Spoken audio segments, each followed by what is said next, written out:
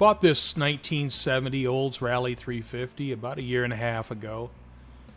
And I started working on it from the day I got it. And I work on it during the nice months of the year, which here in Arizona means not summer. After I finished installing the new interior, I thought, hey, I'm going to take it for my first drive. Then I got in the car, fired it up, pushed the brake pedal, went right to the floor. So, before I take that first drive, I'm going to have to fix the brakes. I started with the rear brakes, and the first step is I removed the drums, and I placed the drums in a tub of purple cleaner to get all the grease and the grime off them. After cleaning, they looked like they were in pretty good condition, so I didn't bother going and have them machined, and I went straight to painting them. I painted the drums with cast blast to give them that nice natural cast steel look, and then I sprayed the inside and the outside, and I didn't worry about spraying the shoe surface. First couple times I put on the brakes, it'll wear that paint off. Upon first inspection, the brakes were really grimy, so I assumed I have a leaking wheel cylinder, and that kind of makes sense with the pedal going to the floor, that the brake system had leaked down through the seals and the wheel cylinders. It had been a long time since I had done a set of drum brakes, so as I took the brakes apart, I put them back together as I set them on the floor so I'd remember how they go back together. After removing all of the brake hardware, I could see that the backing plates were absolutely coated in grime, so I certainly did have leaking wheel cylinders. It took 2 cans of brake cleaner to get all the grime off the backing plates. And once I got everything off, I could see that the backing plates and even the axles had been primed at some point. I installed a new set of wheel cylinders, and after I installed the wheel cylinders, I put a little bit of white grease on the push rods as I slid them into the dust boots.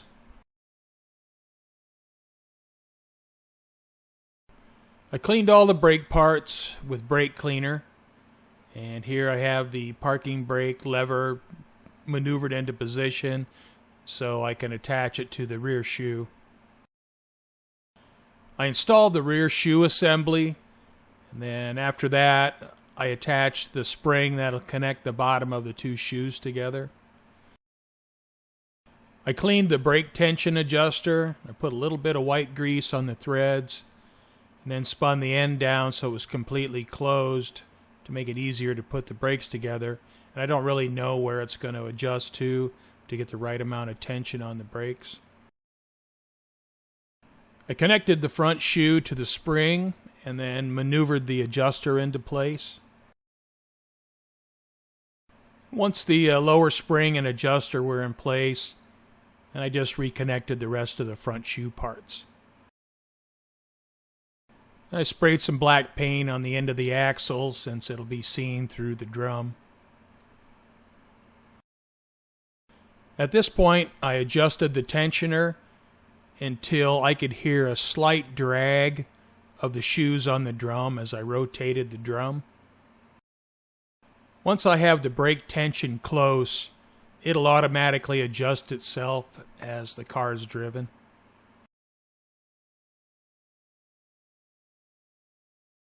The rear brakes are done, so it's time to move on to the front. First thing I did was disconnect the flex line from the caliper, and then I just let the flex line drain into a container to catch the brake fluid. The caliper's held on by 2 pins that allow the caliper to float. I removed those 2 pins and then just lifted the caliper off the rotor. Once the caliper is removed, it's now time to remove the rotor, and just simply remove the dust cap and the cotter pin and back the nut off, and then you can just pull the rotor off the spindle. I want to paint everything before I put it back together, so I removed the dust shield and the caliper bracket.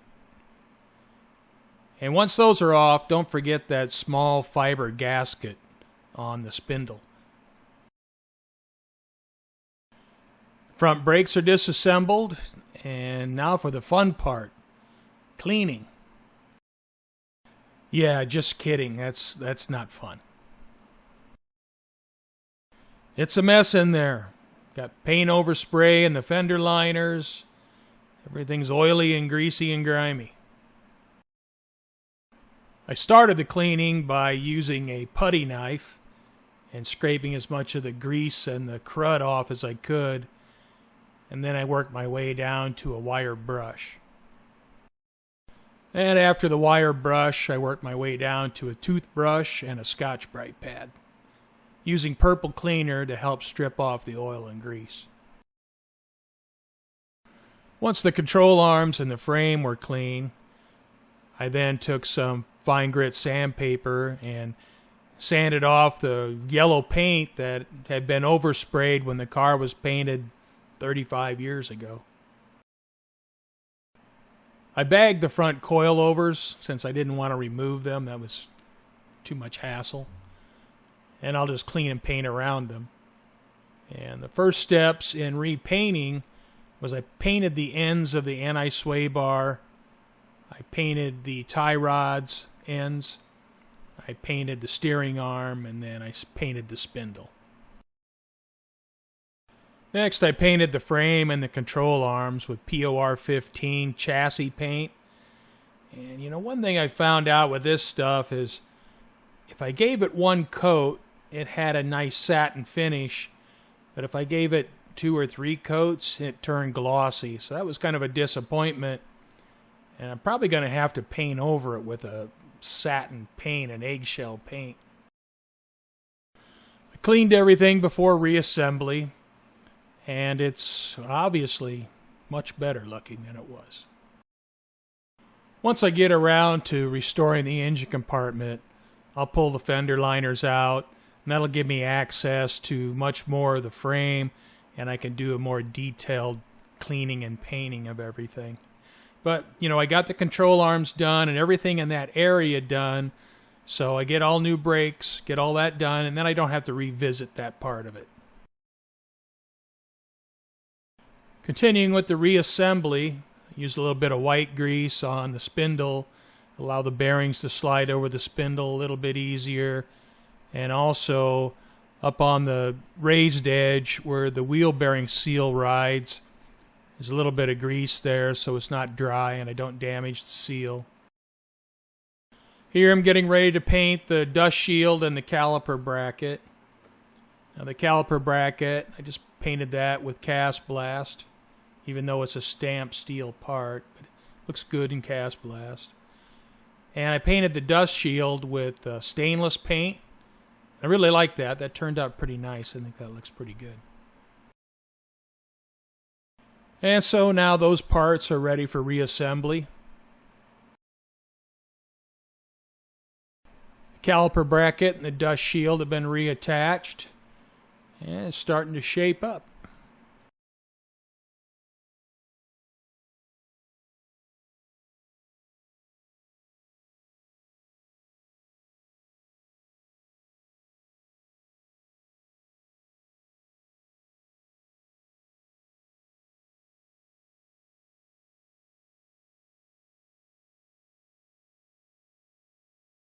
To pack the wheel bearings, I use the old school method.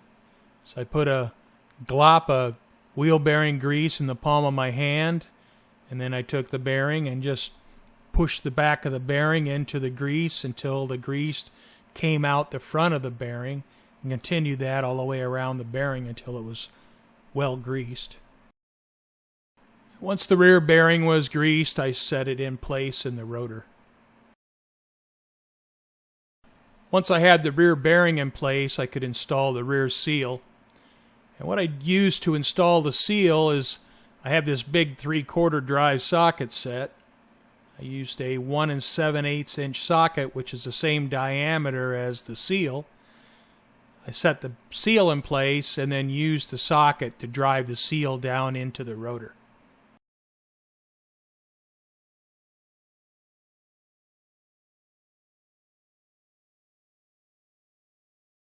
I wanted to paint the rotors so they don't rust, and I don't bother taping anything off other than the bearing area, and I just paint the whole rotor with black paint.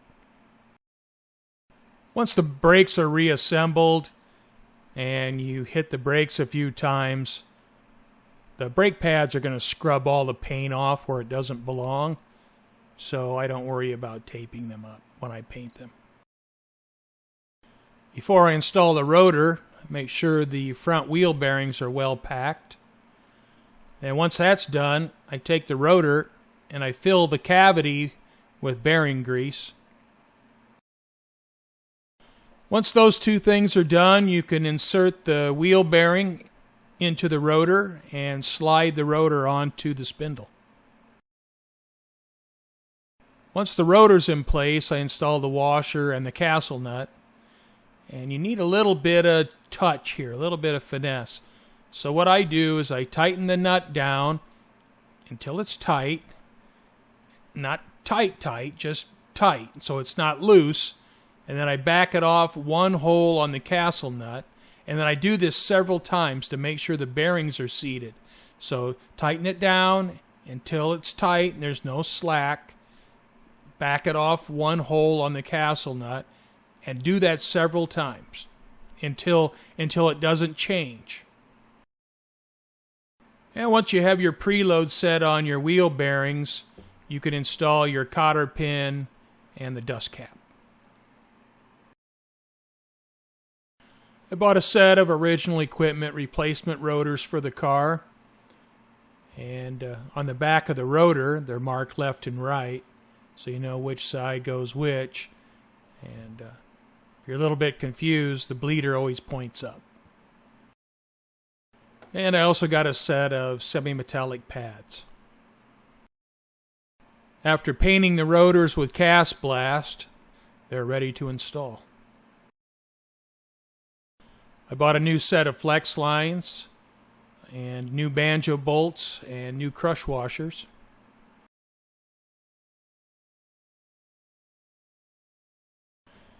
I have the rotors installed, the new flex lines installed, everything's hooked up, and that finishes it up for the brakes. Now on to the master cylinder.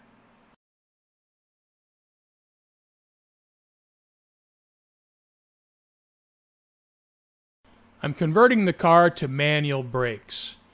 Now I do this for several reasons. First reason is I hate a cluttered engine compartment, and I think the power brake booster is ugly. That's reason number one. Reason number two is I might do a cam change in this car, and the cam that I'm looking at won't be compatible with power brakes. When buying a new master cylinder, I also bought a new hold-off valve. And the master cylinder is a 1-inch piston master cylinder, which is a nice compromise. When converting from power to manual brakes, you're going to need a brake rod assembly for manual brakes. There are several companies that sell the manual brake assembly, the brake rod assembly, so they're not hard to find. What you're going to need is you're going to need the brake rod, the retaining cup, the dust boot, and a clevis. You could probably reuse the clevis off your power brakes.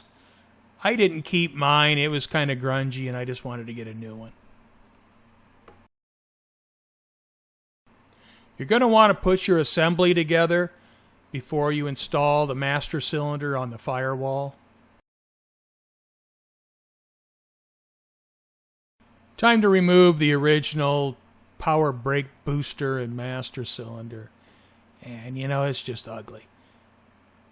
The booster's supposed to be gold iridite, so it probably got rusty over the years, and it was just painted black in the past, and and it's just ugly and it's just got to go. And here you can see with the assembly removed, you can probably take that clevis off and reuse it if you want to.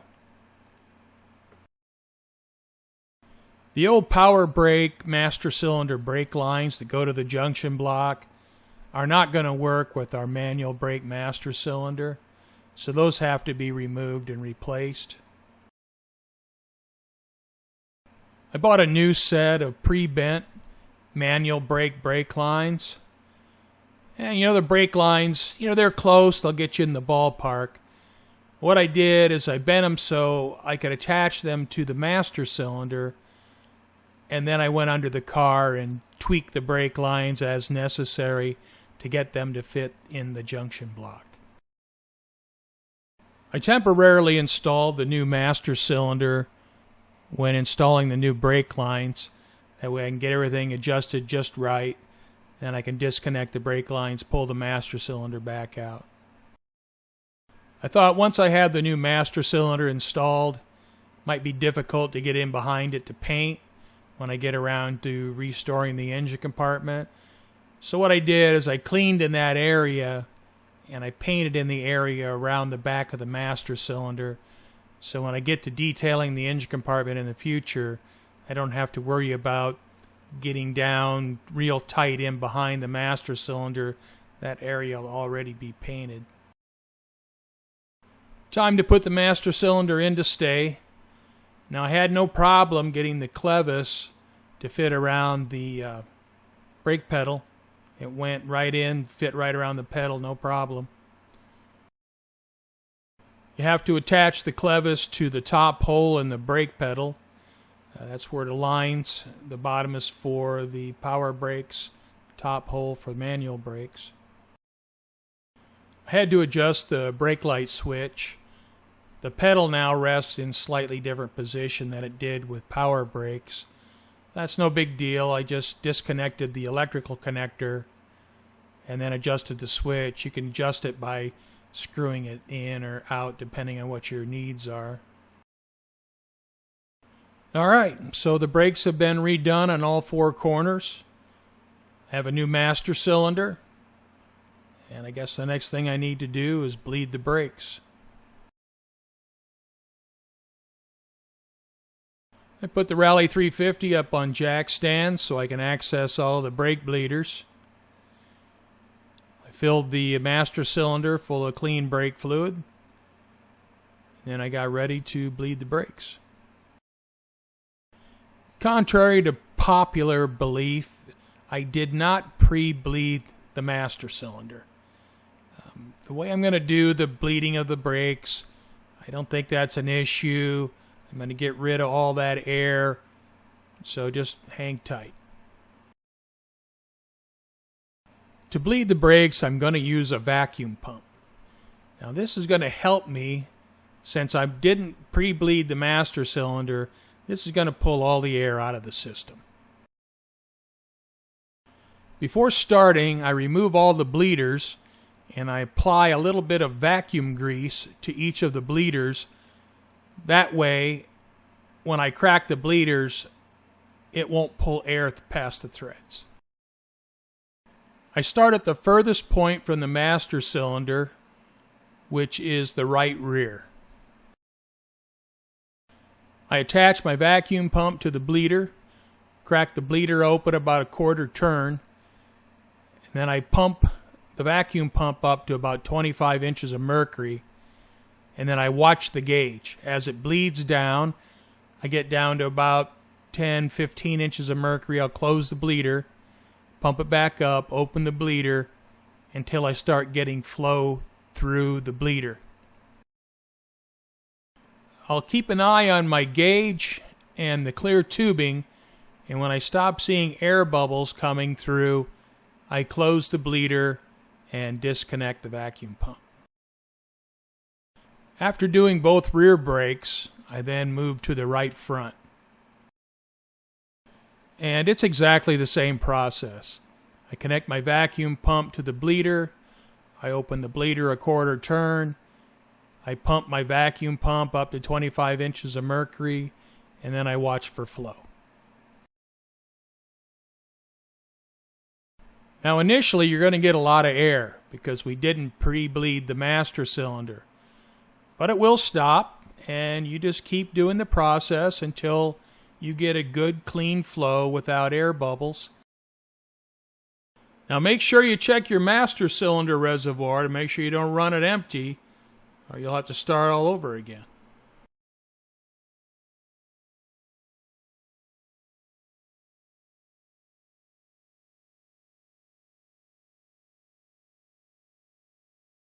Keep an eye on your gauge. You want to make sure you have vacuum on the system.